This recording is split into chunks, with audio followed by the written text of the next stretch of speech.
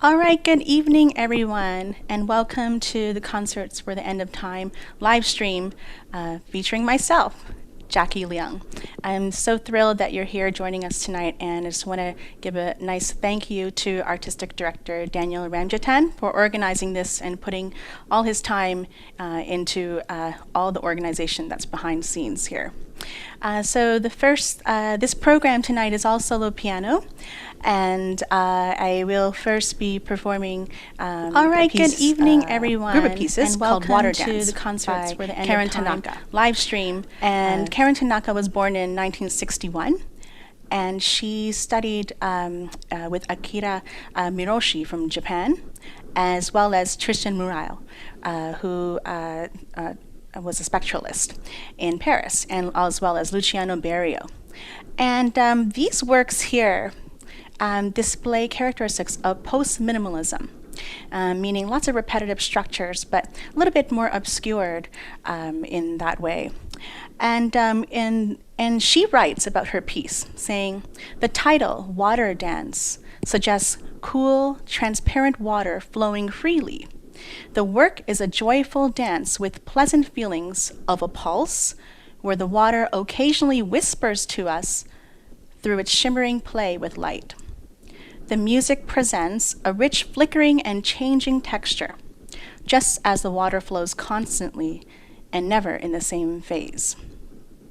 Followed by these three pieces, I will be performing an etude by cool, György Ligeti, Transparent Water. And Ligeti is a fascinating composer and one of my favorites. And he was born in 1923 and died in 2006. Although Ligeti did not write for electronics, he was really influenced by that sound. And a lot of his piano music sounds as though it could be acoustical illusions. And this is one of them, where it's based on the idea of this forever descending scale by this person named Jean Risset. He was influenced and inspired by this person to make the sound of this descending forever scale. Ligeti was also a big fan of Lewis Carroll, and who made the book Alice in Wonderland. And what you maybe could imagine in this piece, which will come after the three pieces, right, is the rabbit going down the rabbit hole in Alice in Wonderland. So I will come and talk to you a little bit later about the other pieces for the program, but we'll first start with this. I'm just going to take off my headset and he's a fascinating composer and one of my favorite.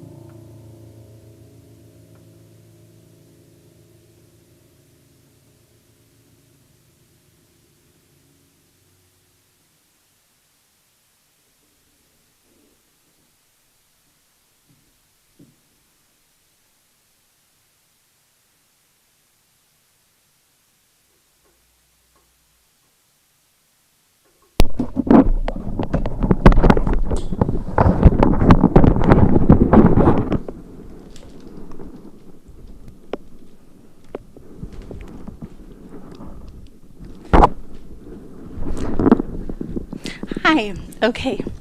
So the next group of pieces, just give me 1 second. Okay. So the next group of pieces feature, the first group is Alvin Singleton is a composer, and the piece is called Mutations. And it's essentially a theme and variations. And Alvin Singleton is a composer born in 1966, and he's currently living. And he is currently working as the visiting professor visiting composition composer at Curtis Institute right now. And he grew up in New York City, Brooklyn actually, and he had a jazz and classical training. He also attended NYU and Yale, and he also received a Fulbright scholarship to study. And after his preliminary studies, he went to Rome and lived there for about 14 years. After that, he came back to the States, and he had a long-standing relationship with the Atlanta Symphony as well. So Singleton has amassed a ton of awards in his lifetime, and some of the awards he's received was a Guggenheim Fellowship. He's also received some awards by the city of Darmstadt in Germany. And there's just so many, and there's so many festivals that have programmed his music as well. Singleton is a new composer for me in the past a year and a half, and I'm so happy to have discovered his music for myself.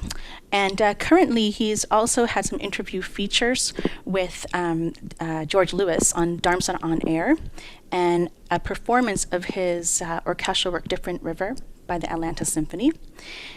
And his string quartets are being recorded as well under his supervision. I've only had the pleasure of speaking to him on the telephone, and he is a very pleasant person, and hopefully one day I'll meet him. I am very excited to play his music right now. Okay, and one thing I wanted to mention was that in one of his interviews, he said that he believes musicians have the same role as other artists, and that is to suggest possible solutions to solve some of the world's problems of the future. And that is quite a bold statement, but I think there's some truth in that. We don't discover vaccines, musicians, but we do have the ability to change the way people feel through their experience with it. So, I hope that this music will cause you to feel something, okay? And that's the whole point of music here. So enjoy, and that's it. After the Singleton piece, the Mutations, I will be doing a little improvisation. So it'll just kind of morph into an improvisation to kind of segue into the next group of pieces, right? And the next group of pieces is by Cecile Chaminade, who is a French composer from the Romantic era, late Romantic era. And I will be playing 2 of her concert etudes. She is a composer that after she died, her renown and her fame kind of just went into oblivion. And in the past few decades, there has been some rediscovery of her music. And I've been wanting to play these pieces of hers since my undergrad, right? So I'm really happy to have this opportunity here. But I can tell you more about Cecile Chaminade maybe in the post-concert chat. But for now, we're going to start with Mutations, Alvin Singleton, followed by 2 concert etudes, L'Automne, which is autumn, and then Spinner by Cecile Chaminade. Okay. Going to take off the headset again.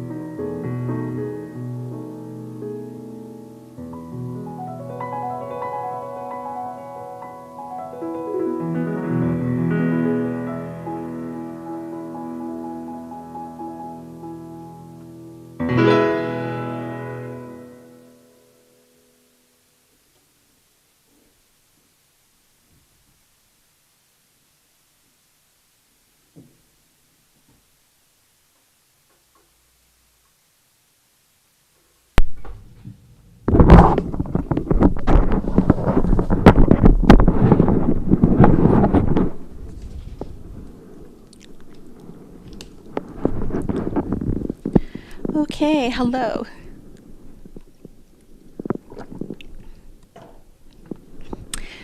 And so the next group of pieces is a few etudes by, since we're on the topic of etudes, be a couple of etudes by Frédéric Chopin, a composer that many piano lovers know and are very familiar with. So Frédéric Chopin's etudes here are very difficult, and same with any of the etudes that you heard tonight. And it's been a personal goal of mine to learn these because I just feel that they'll make me an even better pianist, right, to learn all of them. So I'm starting with the first 7 tonight of Opus 25. And Chopin's music often is so beautiful yet sad at the same time to me, and I hope that you enjoy it. Okay, and another thing is I wanted to tell you is that the next piece after the Chopin Etudes is called Le Vers la Vie Nouvelle by Nadia Boulanger. And Nadia Boulanger is a female composer born in 1887 and died in 1979. She was regarded as one of the greatest teachers in music in this past 150 years or so. And this piece here means Towards a New Life. And it was written 1 year after her sister died, and also at a time around when the First World War had ended as well. And this piece really speaks to me during this pandemic, as the first half is very dark, low register, strong, chromatic, and it was contrasted by a very hopeful, luminous, sweet-sounding second half. And that's all I want to say about it right now. So, so 7 etudes first by Chopin, followed by Nadia Boulanger's De la Vie Nouvelle. Okay.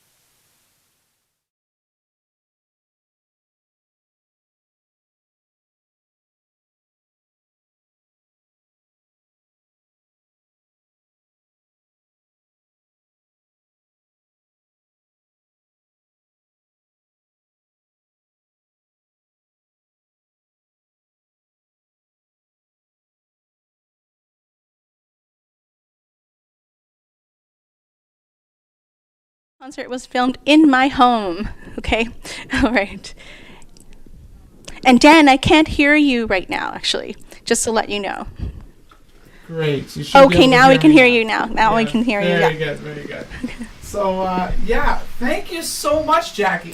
That concert was incredibly captivating and mesmerizing, and I can't say enough great things about what you just did. You gave an incredible concert, and it was just so amazing to see not just how well you performed the material, but also just the selection in your program, and how you were able to balance bringing in all of these different groups.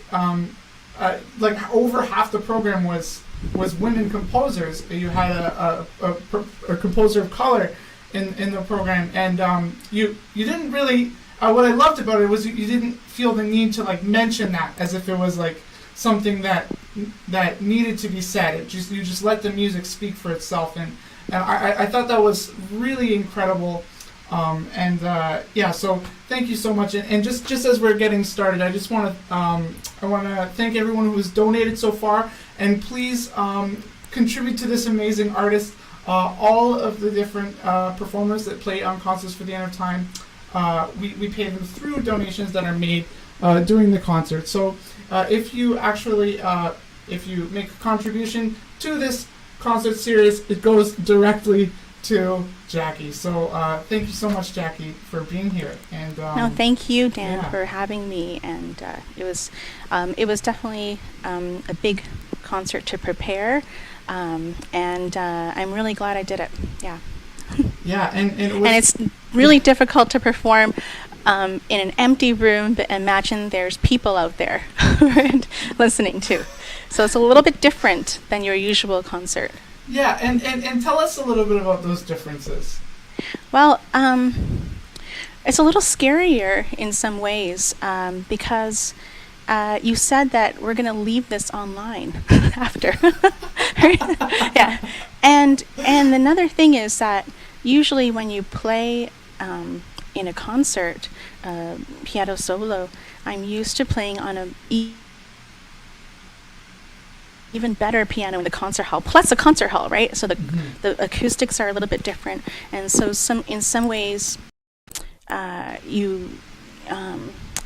some things just feel like it will probably go better anyways, right? Because of the given circumstances. But we're here in my home, and there's a lot of things to control. Like, for example, I have to do all the setup, right? Yes. And then that took a lot of time, and then you have to kind of help me to make sure that the settings are all okay. And then not only that, but I'm a new mom. Right, so I have a toddler. I have a toddler, and I think she did a really good job. Staying quiet, and probably playing downstairs with the help of Ben. Right, so if they want to come up here, they're welcome to. But I don't know where they are right now. Probably just eating snacks, keeping quiet. So your daughter is how old? Can you tell the audience? She is like a little over 1.5 years old, so I don't know, 20-ish months, 21, I don't really remember. We don't really like counting months. I think it's kind of weird, but that's what we do. We count months, and I kind of lost track after 18. So I know that she's 1.5 years and a little older than that. Yeah, and there she is. She's gonna, you can say hi. Oh my gosh, wow. Hi, baby. There we go. And what's her yeah, name? So she. Can you tell? Are you okay with saying her name? Yeah. Her name's Ava Noelani, and I call her Noelani, but I also call her Ava with a lot of people as well. But yeah, and she listens. She practice a lot, and she likes to play piano. Well, just bang on the piano, right? Okay. So my only worry was having her be quiet for this amount of time. But I don't know, maybe you heard a little screaming here and there between things. I heard a little bit, but not that much. So I think she's pretty good. I actually did not hear any screaming at all. Oh yeah? So Okay, that's good. Great. Yeah. Well, that's the magic of Ben here. Yeah. And Ben is working behind the scenes, making sure everything is Yes, yeah. happen. Yeah, exactly. Wow. All right. Oh, wow. So amazing. But yeah, okay, so we can put her out now. She can go back to the dad. So incredible. So can you? I'm really interested in that factor of your life. I mean, you've been a concert pianist for so long, and you've studied at all these amazing places. You've traveled all over the world. You've played. You've premiered all these great pieces. You've done so many things. And then, like, what is it like to adjust to having this? We put so much energy into music, and it's so much priority in our life.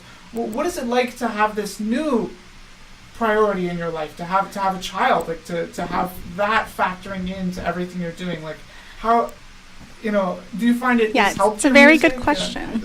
It's a really good question. And what was your last thing? Do you find it what? Do you find it's helped your music? I guess it's a two-parter. Yeah.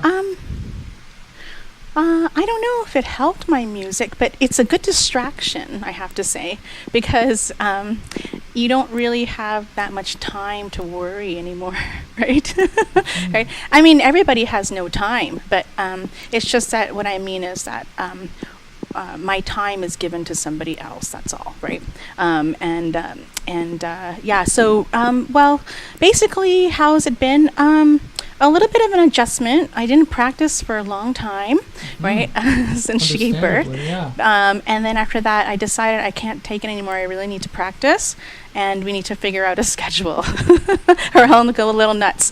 And then so we started a little bit of like a sort of like a concrete schedule, because I felt, I'm really organized with my teaching, and I'm always able to have her be watched by somebody when I'm teaching. But with practicing, it becomes a little bit different, right?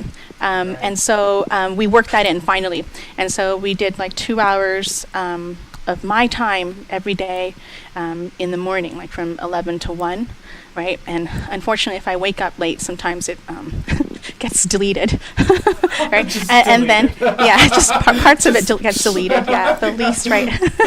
Right? Or if I'm hungry and I want to make breakfast, then, later on, then I sacrifice that time, and, unfortunately, get a little bit less time then, right? But then here and there, if apart from those 2 hours, right, and 2 hours is, really not that much time if you want to prepare lots of music, right? Like a concert program. Etudes. Yeah. Yeah, right, yeah. And so, it's really not that much time. But so I've compensated by, I'm a night owl, as most of everyone who knows me will probably know that about me in some suspicion or another. But I'm a night owl, so I practice after I give her last feeding, and she's done, and she's gone to sleep around 12 o'clock or 1 a.m. So she's a night owl too. And so I go and I practice for about an hour or so, depending on what I have to do the next morning, right? So I try to do that. So that's been the past routine for a few months now. So that's been good, right? Before that was more 0 to 1 hour of practice, which is really not much, right? But so that's been good. That's what I needed for this performance here. Yeah, and can you tell us a little bit about what some overarching themes in your program here, or some what led to the decision for you to choose these particular pieces? Because many of them are fairly underplayed. Yeah. So. Yeah. Well, the reason was this because, partly because of my feelings in the pandemic, right? I wanted to pick pieces that kind of felt like they are relatable to feelings in the pandemic. Like, for example, Alvin Singleton's piece, Mutations, right? Coronavirus has mutated many times, right? So I felt that Mutations was just such an interesting title, and he's so clever because it actually is just a theme and variation, right? And theme and variation, we even my youngest students know what theme and variation is, right? And so it's just such a clever title, and it really does mutate because he doesn't on the score, it doesn't really look like we need to take that much time between. So he just kind of lets it mutate. So then I wanted to mutate it even more after I played that piece, because I felt it was a little bit strange to go from Singleton to Chaminade, late romantic music. I just felt like my fingers didn't seem to work, right? Going from those pieces, going from that piece to that piece. So I felt I needed to do something between. So I thought that, okay, I'm going to put an improvisation between, just to kind of mutate it even more, right? Wow. And it felt really natural in that way. So So that was that aspect there. And in terms of Chaminade, Cecile Chaminade, and Chaminade, I've been wanting to play her pieces for a long time. Like I mentioned, I want to play L'Automne, the autumn, since an undergrad. But I never really took that chance, and it was probably because I was really young, and I thought there was a lot of other works I needed to get under my belt, right? Because they were standard repertoire. And so Chaminade is not really standard repertoire, unfortunately, and hopefully that will change more and more. And it's a little bit sad, her story, actually, because Chaminade, Cécile Chaminade, was really famous in her lifetime, actually. And she published over 400 works, and she was the most famous composer for females during her time. But after she died, people just kind of forgot about her. And it was partly due to the press that she's been getting. And there's a lot of sexist press, actually.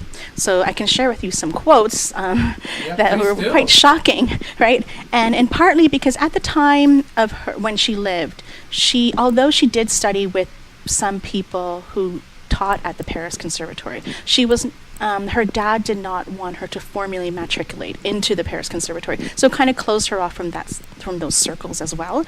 And she was oppressed by the critics as well.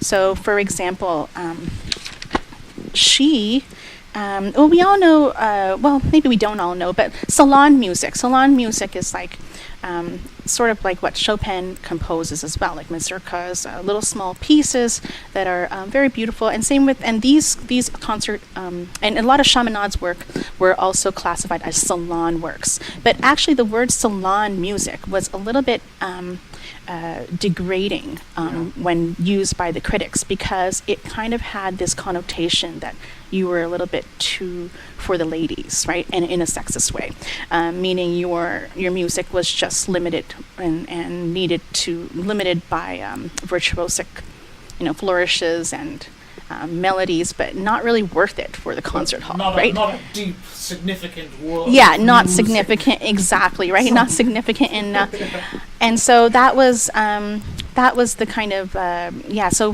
one of the quotes I can share with you, right, was one of the quotes was on her 1908 Carnegie Hall performance. Chaminade's music has a certain, from the New York Evening Post, Chaminade's music has a certain feminine daintiness and grace, but it is amazingly superficial and wanting in variety. But on the whole, this concert confirmed the conviction held by many that while women may someday vote, this is 1908, they will never learn to compose anything worthwhile. All of them seem superficial when they write music. So, a little shocking, but my God. But blatantly sexist, right? And unabashedly. So she had to fight this kind of stuff, right? And so she kind of disappeared. And there's been a revival, though. There's been a lot of albums and a lot of recordings out there of her music in these recent decades. So that's at least something. But from 400 published works to being the most popular composer to basically, on the sidelines is kind of sad. And it's very so sad. Fascinating. Her dates, 1857 to 1944. She lived a very long life, and she lived through some of the most difficult periods in human history. I mean, she lived through the stock market crash. She lived through the World War I. She lived and died in World War II, and lived through all of these experiences in Paris. I mean, that's really a story. I mean, and it's so fascinating that she was forgotten. Did her death during the war, did it have anything to do with the occupation, or did it? I don't know those facts. I'll have to do a little more research on that, but it's an interesting question. Yeah, for sure. Yeah, and then the other works. So Nadia Boulanger, I've always been fascinated with her name. You know, her name is a household name for teaching, and I teach, and I also teach harmony as well. And I heard really fascinating things about Nadia Boulanger. You know, teaching harmony, telling your students to sing every line and play everything, and score read everything, right? And she was really tough, and so but a lot of her students were really interesting because they're all different kinds of musicians, and she's inspired them. And so she has this really big name with her as being like a very like a big name teacher, right? Like Elliott Carter, Astor Piazzolla, Philip Glass, Aaron Copland, Leonard Bernstein, Quincy Jones, and some Canadians, Papineau Couture, John Beckwith. Armstrong, who wrote me on my upcoming album. Oh, yeah. He's one of her last students. Yeah. Yeah. Yeah, but, you know, have you heard her music? I kept searching, like, does she have any music for me to play? I'm interested, right? Because someone who could teach harmony so well must be able to hear so well in the inner lines and must be a great composer. She actually hated her music, right? She hated it so much, and she said, there was a quote. I'll share with you a quote. Actually, I didn't write the quote, but she said that her music was worthless, she said. But many critics argued against that, actually, thankfully. But she made her mark as a teacher for over 50 years. But she did compose for almost 20 years for the first part of her life until her sister died, who she regarded was actually a more stronger composer than her, and who actually won the Prix de Rome as well. And so she has wrote a lot not really for piano, actually. She's wrote like orchestra work for piano and orchestra, and then this work that I couldn't find much. And a lot of the work she did write was for song, for singer, right? And a handful of instrumental works. So I just found she was just really interesting. And I wanted to give light to some women composers. Karen Tanaka's music. I stumbled upon that on Spotify, actually, right? And it was very random because I think it was Spotify because I was looking up Karen Tanaka, right? Because I was looking up her techno etudes. I'm really into etudes. And so I'm looking up all these different etudes and trying to figure out which etudes I want to learn. And so I listened to her techno etudes, but then I started listening to other music of hers. And this was during a period of time when I had a concussion, actually, right? So Karen Tanaka's the first set of pieces, for those who kind of don't remember. It's a big program. The first set of pieces, the one that sound really repetitive. So I had a concussion, and from my daughter. Oh, no. Yeah. So I didn't realize this was very recent. Yeah, this was very recent. Yeah. No, this was recent. Yeah. This was, I don't even remember when, probably because of my concussion. But I had a concussion, and it was like she just banged her head, and she didn't know that she hurt me, right? But she banged her head on my head, and then just I couldn't do anything. Yeah, she kind of, but in a very fragile spot, like kind of, I don't know, here or something. And then it kind of made this reaction in the TMJ. I don't really know all the details, but all I know is it took about 2 to 3 weeks to really feel, well, maybe even more. But I went back to teaching after a week or two, right? But after, like, I couldn't really do that much, really, and then it took a while to heal. So during that time, though, it was really, I couldn't practice, of course, because I couldn't look at music. I couldn't look at the screen. It would just kill my brain cells. I just couldn't even look at it, not even for a second, right? And so I had nothing to do except to lie in bed, as per doctor's orders. And I thought I should listen to music. Even listening to music was apparently mentally draining. I should limit that. So I listened to music, and one of the things I listened to was Karen Tanaka's music, and it was these water dances, and I just kept needing to listen to it because it just felt so like relaxing in some way, and it helped my brain heal, I think. I don't know, but it just felt really good to listen to.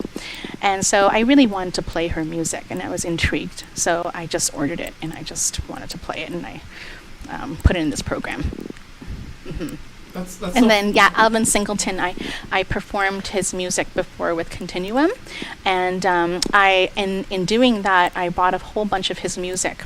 And I want to give more representation to more diverse composers, of course, because I didn't realize, of course, that in studying classical music, that it wouldn't be as diverse as it could be. I never realized that until these past couple years, where that was really brought to the forefront of everybody's attention even more, in everybody's industries too, right? And so I did some deep reflection on that, and I thought, I really want to start representing composers of color and women a little bit more, right? Because there's just so much good music for piano. There really is, right? But I can't ignore that. I really, really want to do that. So it's just a personal thing. And Alvin Singleton's music really spoke to me. So I got a bunch of his music, and this was one of them that I wanted to play eventually. And the next piece I want to play is the Arguru piece by him, which I have as well. So I haven't learned that yet, but right. Yeah. And so he's such a nice man. He really is. Right. And you premiered his work, Sank, right? Yes, I premiered Sank. Yeah. Well, I don't know if I premiered it, but it was the premiere recording. So right. There was no recording before, right? Of Sank. It's actually cinque. Cinque. That's what it's called. Cinque. Yeah, cinque. Okay, yeah. okay. But it means five. It means five, just like what you're thinking. Okay. Yeah. Yes. Mm-hmm. Yes. Okay. Yeah. That makes sense. Yeah, and he's such an accomplished composer, and it's really very, yeah. It's so fascinating. To see, I remember going through a similar thing in my experience, like really realizing, like, I've never ever played music by a black composer, and I realized that during the 2020 pandemic, and that was a real, like, kind of strange moment for me, because I was saying, well, what's going on here, and it's so easy to just, fall back into my old rep, and my old rep is all white people, white guys, and it's not, There's that is more than that. there's definitely more than that. Yeah, there's definitely more than that. Yeah. And don't get me wrong, I love Chopin, but this has nothing to do with my love for Chopin. Yeah, right? Of course. You can have both. You don't Yes. have to throw them away. It's not a mutually exclusive thing. Absolutely. Yeah. Everybody loves listening to Chopin, but and I felt that your choice and your repertoire allowed the audience to really adjust to that. Like, you weren't just forcing it down our throats and saying, this is my agenda. Like, understand this is like what you're supposed to be listening to. This is the new truth. You were saying, like, this. I love this music too, but there's room for more voices in this discussion, and I thought that was a really intelligent and just subtle way to go about it. That was it felt right to me. It was really great to watch. Yeah, Singleton's music is really interesting. I say this because I played a couple of his works now, and they all have a little bit of jazz influence in them, I feel. They speak the groove of it somehow. Even this one, like two of the variations had that in it, and it's so contemporary classical at the same time too. So it's just music. Music is music, and because he grew up in Brooklyn, so in like the era of jazz. So there's like, he's 80-ish right now, right? And he grew up in this era of jazz. So in his neighborhood, he would be listening to like really great jazz artists around the corner, and so those are some of the audio influences that he had. But he also at the same time worked as like a page in the New York Library, right? New York Public Library in the classical music section, and as in the New York Phil as well. He worked as an usher, right? So he's absorbing all these influences, and he went to NYU and Yale, and then went to Rome. It's a really interesting composer, I find. Yeah, that's an amazing life.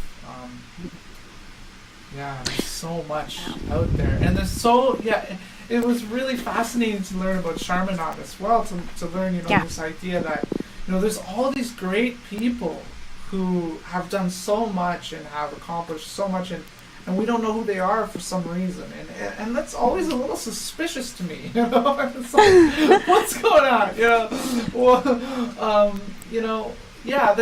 There's a lot of interesting moments like that. Even in classical guitar, there was a famous guitarist named Agustin Barrios, and now he's ubiquitous and everyone plays his music. But his career was like actively destroyed by one of his rivals, Andres Segovia, because they were playing at the same time, and they, so it's very interesting to see how these rivalries, how these different critics, and how different forces come together. It's not a conspiracy or anything, but how they can often come together to sort of shutter the works of these great people as soon as they die, or as soon as their music is immediately, it's very tragic.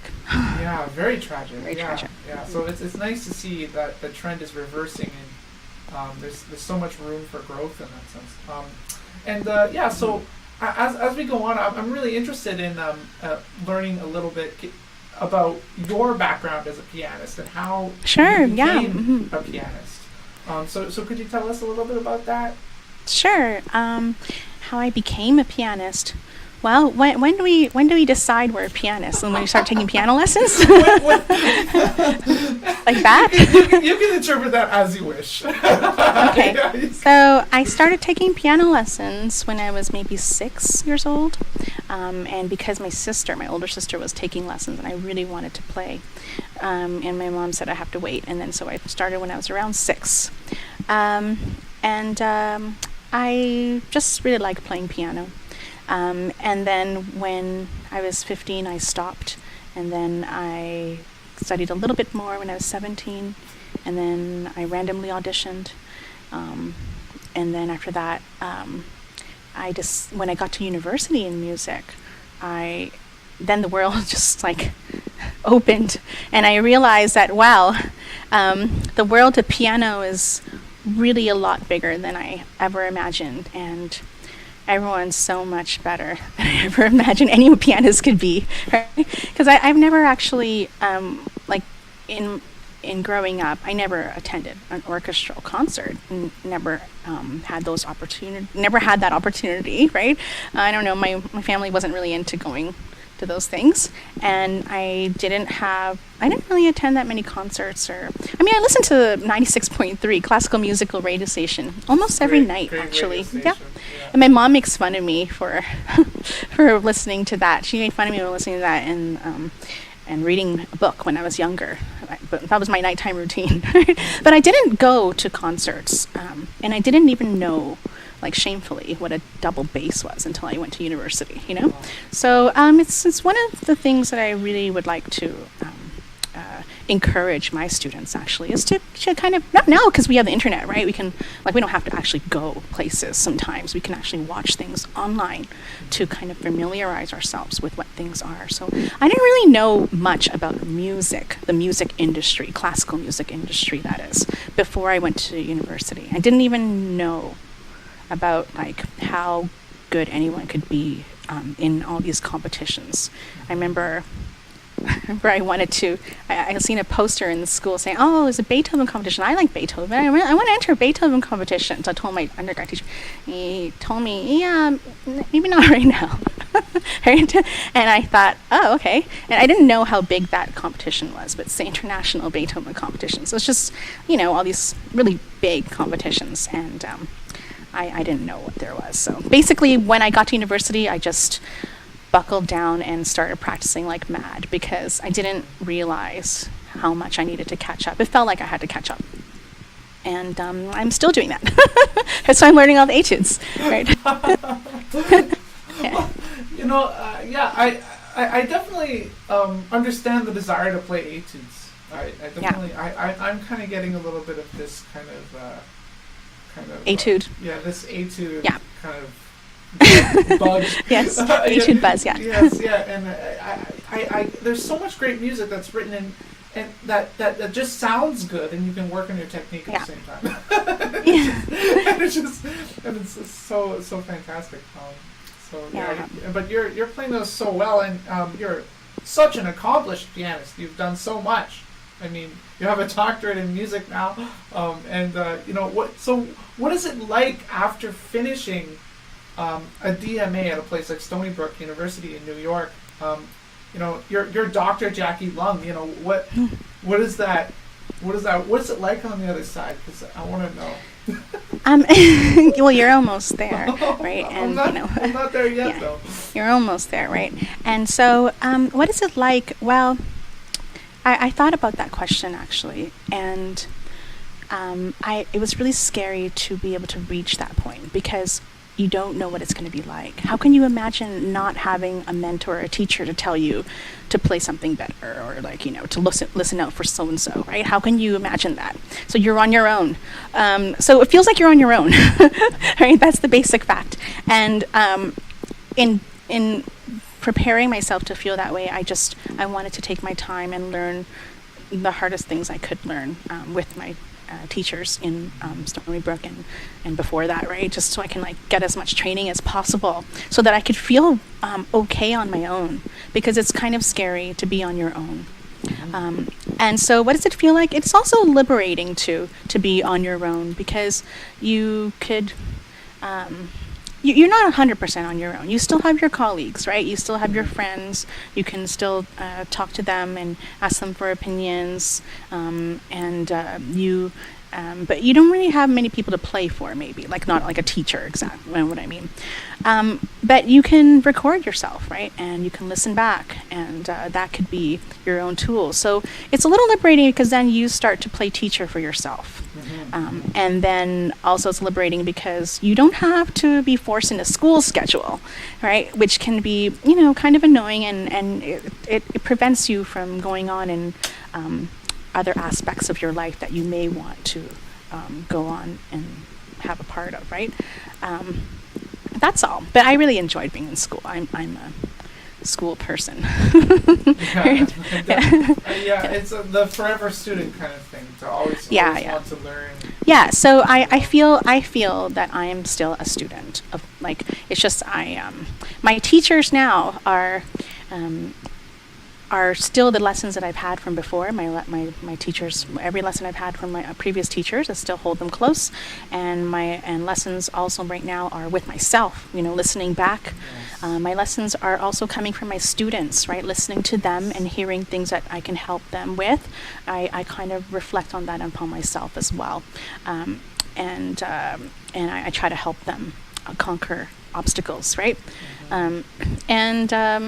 Other teachers could be even digital things, like virtual stuff, listening to other people who you admire on the internet, and listening to your colleagues play concerts. There's so many online concerts now, which is great for me, because it's really difficult for me to leave my house. Just because I'm not a seasoned mom. I'm a new mom and not very seasoned, so I'm still adjusting. It's a little difficult for me to leave my house. And I guess there's not much concerts, just starting back, I guess, right, the live concert thing. But I find online concerts much more suitable for my lifestyle, and especially the fact that we can listen to them later, most of them. So it gives me more access to tools for learning. So I've been listening a lot, actually, to everybody as much as I can, and I enjoy it a lot. So those are my new teachers. That's amazing. Yeah. And talking to people, even like you, like what you just told me before the concert, right? Oh, what did I say? Well, you said that you're giving a gift to the audience, because I said I was a little nervous, and you said that you're giving a gift to the audience, and no matter how you wrap it, it's still a gift. So it kind of made me think about that, and it's a good phrase. It's a really good phrase. Mm-hmm. Yeah. So everyone could be your teacher. Even my little baby is a teacher. She teaches me to organize. Right?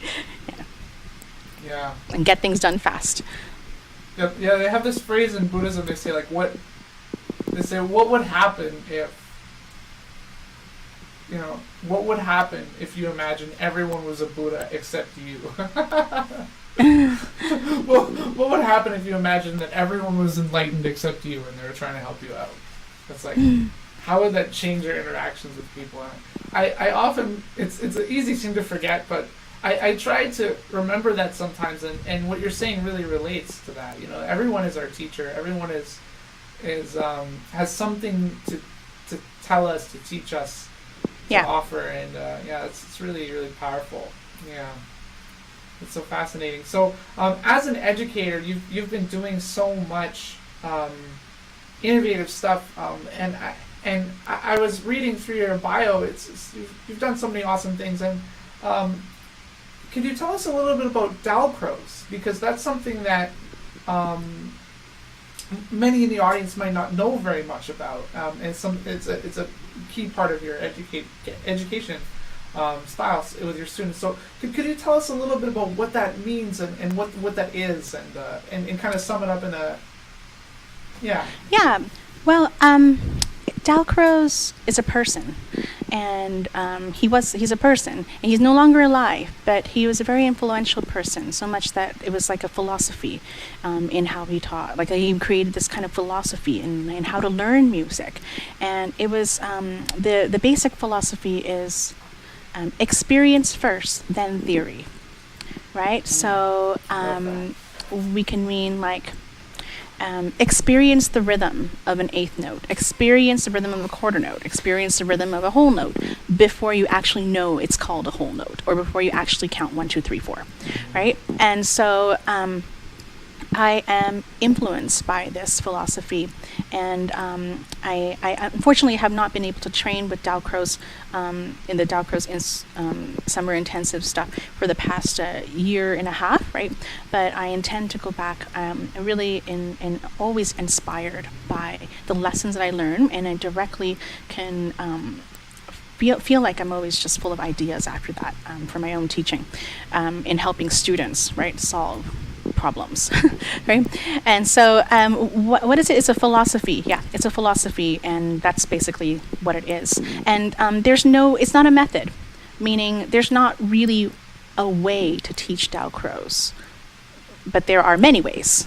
That's what it means. There are many ways to teach Dalcroze, and you're going to learn. That's why it's important to continue to keep training, actually, with Dalcroze, so that way, with Dalcroze training in general, that way you can absorb more ideas, right? And put this into your philosophy. So yeah, I've done up to the intermediate certificate level, right?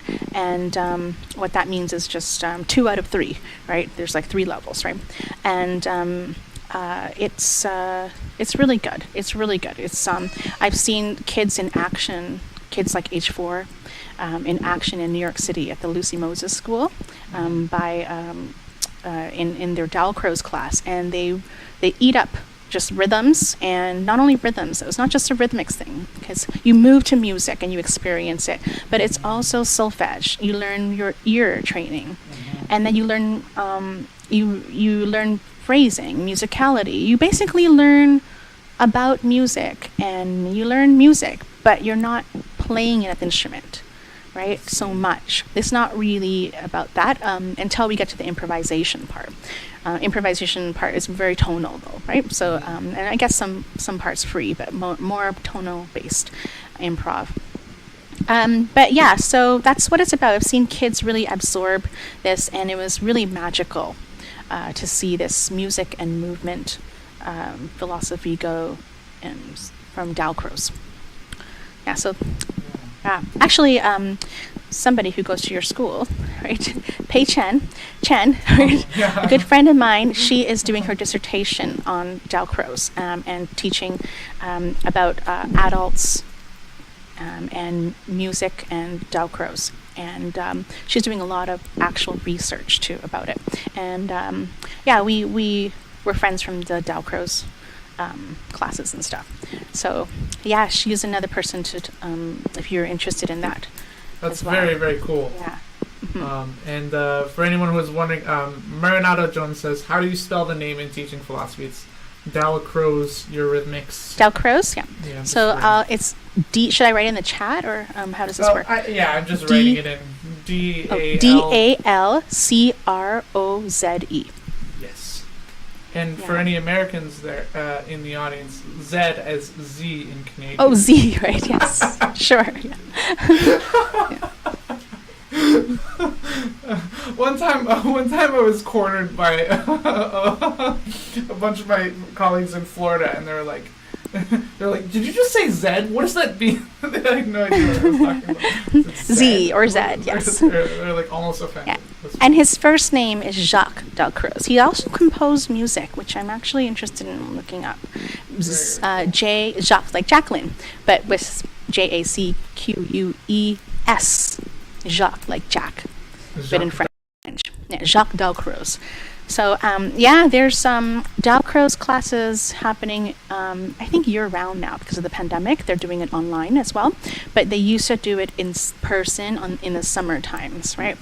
And so, just since the new mom thing happened, it's a little bit hard to navigate, but I definitely intend to return and continue the training of that, just for professional development. Yeah, that's fascinating. It's such an interesting idea to think about it when we take the written word and we reverse it. Because, when we learn grammar and we learn language, we don't really learn grammar from grammar school or from taking a grammar class. We learn it intuitively according to the dialect of our area, and when we learn languages, it's very intuitive.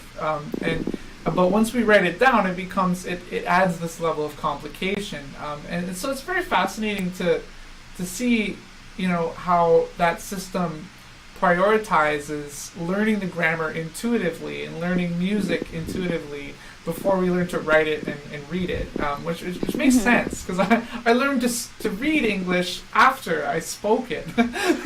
Right, yeah, that's an interesting way to look at it. It's true, and music is very much like a language with grammar, and exactly, yeah. So that's a very interesting way to look at it. Yeah, that's fascinating.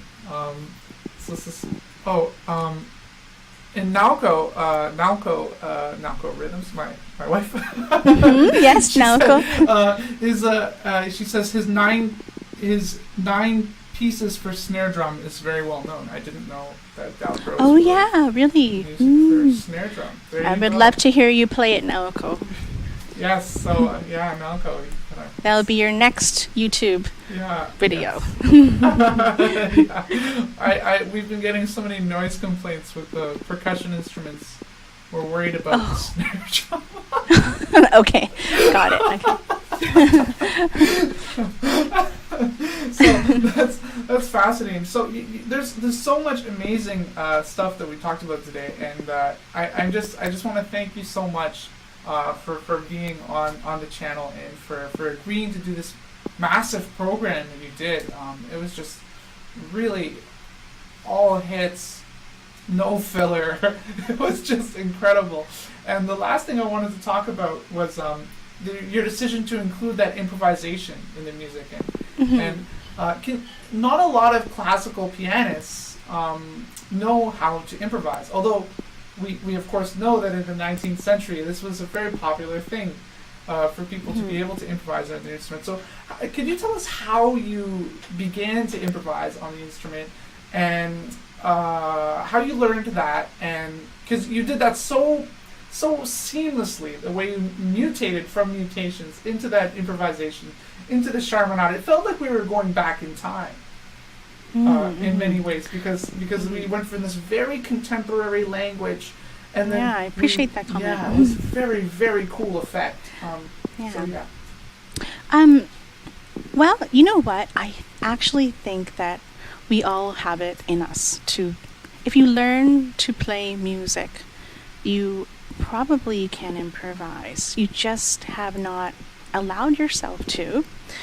Right, and it can be a very scary thing, right? So I'm definitely empathize with that. But even like young students who are like, "Oh, I made up a piece, right? I composed something." They improvise something, which is amazing and good, right? To do that, and maybe one day someone may tell them, you shouldn't do like that. You have to write all your music down, and who knows, right? And so maybe there's a block somewhere in the path, right? But so what I'm saying is that I think that we all have that ability, all those of us who have trained, right? We just have to practice it, and practice as in like allow yourself to play and improvise at the piano or whatever your instrument is. Just allow yourself to do it. And where did I start? Was that one of your questions? Yeah. Yeah. Where did I start? Well, maybe I had a church job, and I had to improvise for the sermon. He would, I think it was the homily, or I'm not really so sure what it was called in this part of the service, but he would talk, and it would be like explaining things, not like reading something, and then I had to improvise in the background, right? And so, I improvised pretty tonal, right? But that was improvisation. And improvisation really is improvising on every experience that you've had in your life. So whatever comes out, just comes out, right? And for me, that means classical, contemporary language, maybe like tiny bits of like whatever music you listen to, really, right? Anything, any experiences that come through your life, that all can come out in improvisation. So there I started improvising, I guess. And then really took off was I was really interested in creating a piece with turntable and piano, right? And so I emailed this composer, Eric Spangler, and he's also running the Baltimore Boom Bap Hip Hop Society, and he composed and had me improvise based on. He would send me things, and I have to improvise on them, right? So I kind of like did that as well. And then at the same time, it was my first year at Stonybrook, and which was in 2013, I think, right? And I took a jazz class, right? It said jazz on the course heading, but it wasn't actually jazz. When we got to the class, the first day, the teacher said, Ray Anderson said, I asked him, I really want to learn jazz. And he said, this is not really jazz, right? Like, it's like, could be anything, it's anyway, so I didn't really get what he's saying. But it turns out it was a free improvisation class, right? And he was a jazz guy, right? He's a jazz guy, so that's his language, right? But he was trying to tell me that, if you don't have language of jazz, you're not going to improvise on jazz, right? So it could be anything kind of thing. Right. And so I kind of understood that, and that class really, really helped me to silence the critic, which that's really what his main lesson was. Every week we had to listen to music, and every week we had to improvise with a partner and in class together. It was really a lot of fun. And he had all these quotes for us, and the most memorable quote is to silence the critic, meaning everybody's going to have this critic in your head saying you can't do it, and it sounds terrible, and what are you doing, right? But you just have to get past that, And so I just kept improvising, and then Stony Brook's a really liberal school, so one of my recitals, I improvised between a bunch of Scriabin etudes, right, in random order. I wanted to make it like a collage, right, with improvisations between and morph them to each other. So I kind of did that, and then I started improvising with people in Toronto, and then just random stuff like that. So then it just became a part of me that I felt really. I felt improvisation from 2013 in Stony Brook actually had helped me become a better pianist, because it helped me listen a lot to what I was playing and listen a lot to who I was playing with. And I think that was really helpful. And so it helps calm me down. It's sort of like almost meditative in a way, when you improvise. Absolutely. Yeah. I have found that with my students, like bringing this into the lessons with them, I've also found it has kind of ironically accelerated their technique in many ways as well. Yeah. Because they're able to do things like you were saying, like we're talking about, like how we learn movement first in Dalgros. You're right. And then, they are often able to do things that are more challenging when they're improvising then if it was written on the page, it would be very, very difficult to do. You're right. Yeah. Yeah. And I felt, I felt it improved me as a pianist because I felt it loosened me up in a way where, like you said, you're able to just feel more relaxed in a way because you don't have to follow something except your ear, right? That's all you have to follow. You don't have to follow a score and feel like you have to play it correctly, right? And so what's correct is what your ear tells you. So that I just felt it was really it was very complimenting to my classical training, and I think it's just a part of me now. Yeah, that's really, really inspiring. And the last question I'm going to ask, it's a little bit more of a kind of speculative thing. Why do you think that there was a divorce between improvising and performing? I call them sculptures. Like performing music that is written down. Is we're trying to replicate this great thing and put our spin on it, but it's ultimately a finished product. Right. Yeah. Where does that change happen? I guess it's part speculative and part research as well. So in my research, because I was really interested in that question myself, and what I found, music became increasingly more and more notated, right? And music was also becoming more, in the 19th century, more easily to be distributed to, right? And so scores, you would have a score of music, right? It wouldn't be like composers like Beethoven coming and being like, I'm going to show you my music, and I'm going to play my music, and this is my music, and here's my improvisations, right? There would be more of an appeal for people to learn music by buying a score, for example. And so that, I think, because of that, right, and more people were learning music, it wasn't just the most... who knows? Maybe I'm wrong, but maybe it wasn't like there was just a lot more people learning music and from following a written score. And then later in the 20th century, we have notation becoming increasingly more specific, especially as you get towards more like the 50s, right? Where you have 6 pianos in a row, piano markings, like piano easy, right? And then a dot, and then a line, and then a little marcato, very, very specific. Things were getting more and more specific. So it's just been a more focus on notation, I think. And so notation can be the enemy of improvisation. It's still happening, especially in the Baroque music scene. Right, and it's still happening in the very contemporary music scene for improvisation, and so there's this fear because we compare ourselves to Beethoven and Liszt, who were great improvisers. How do they improvise? I have no idea what they sounded like, but they must have sounded fantastic, right? And so you feel like you need to know all these harmonies and stuff, and I'm sure you need to, right? But we don't really know what they sounded like.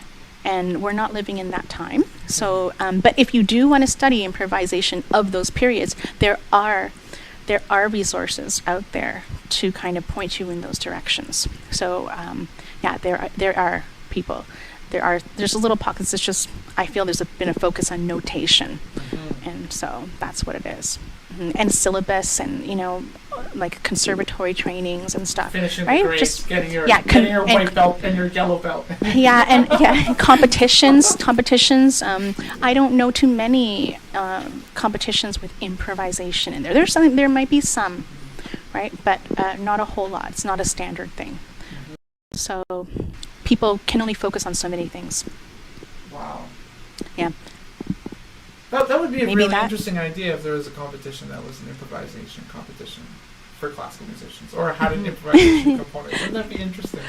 It would be also scary, right? Because people, critic. Yeah, it would freak people out, but it would change culture really fast. Yeah, it would change culture. Yeah, absolutely. It would be very interesting. Yeah, well, you've given us so much to think about, given us such an amazing bouquet of music today, and it was just really refreshing to watch. All of this great music, so much of which I had never heard before, and some of which I had heard before, which you also interpreted beautifully. The Chopin Etudes, those Ligeti Etudes, you played those so well. And I just I want to thank you so much for being on the channel and for being here. It's been a while since we've had a concert, so we scheduled this one really far back, and I was really glad it could come together with you having a child and all these different things. Me starting back at Laurier teaching in person, and all this craziness that we've all been going through as the world opens up again. So. Thank you so much. Oh, it's my pleasure, and thank you so much for organizing this, because it really, really means a lot. You made a big difference in my life in the past many months here, right? Giving me a nice goal to work towards, right? Yeah. And so thank you, and you're doing the same. Yes, exactly. You're doing the same for all other musicians out there. So keep on doing it. Thanks. Yeah. Thanks so much, Jack. Thanks so much. Yes. Jackie. All right. Well, thank you to everyone who was here and who watched this channel. Big thank you to everybody who watched here. Yes. And if you haven't contributed to this amazing artist, we pay hockey players millions of dollars. Artists are working just as hard to do these kinds of programs, and it takes a lifetime of work to accomplish this kind of program. So if any contributions that go to this channel go directly to the artist. So please, thank you to everyone who's already donated, and please consider contributing to this concert. So thank you so much, and have a great night. All right. See you, Jackie. See you. See you. Thank Bye. you.